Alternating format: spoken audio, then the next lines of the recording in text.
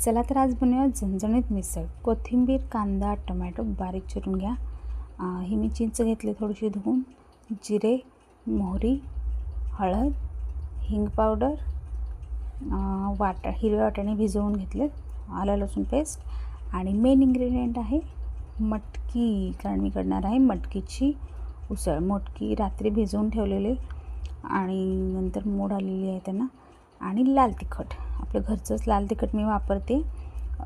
आपण काय बाजारचं काही वापरत नाही, हे घरगुती लाल तिखट आहे।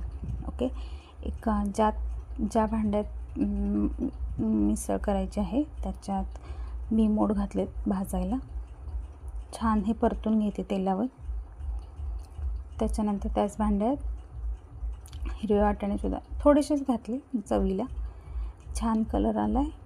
त्याच्यानंतर तेल तापले का बघितले, त्याच्यात घातले जिरे, मोहरी, तडतडल्यावर घातला कांदा, त्यानंतर घातलं आलं लसूण पेस्ट मस्तपैकी। आता ही हिरवी का दिसते विचाराल, तर त्याच्यामध्ये मी कोथिंबीरीच्या काड्या वापरलेल्या आहेत।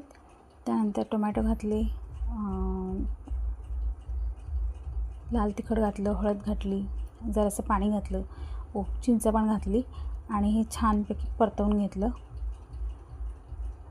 त्याच्यानंतर त्याच्यात घातली भाजलेली मटकी आणि हिरवे वाटाणे, ते सुद्धा छानपैकी परतवून घेते जरासा तेलावर। आणि त्याच्यात मग छान ते एकजीव झाल्यानंतर हवं तेवढं पाणी घालून झाकण लावून मी ठेवणार आहे शिजायला। तर मीठ घातलं सगळ्यात शेवटी, गूळ जरासा घातला चवीला, कोथिंबीर घातली उकळी आल्यानंतर आणि झाकण लावून झाकून ठेवून दिलं। आता झाकण काढल्यानंतर मस्तपैकी कट आलेला आहे झणझणीत मिसळीला। आता पाव, चिरलेला कांदा, लिंब, मेन इन्ग्रेडियंट आपला फरसाण, असं सगळं ताट माझ्या मुलाचं तयार झालेलं आहे आणि तो आता एन्जॉय करेल झणझणीत मिसळ।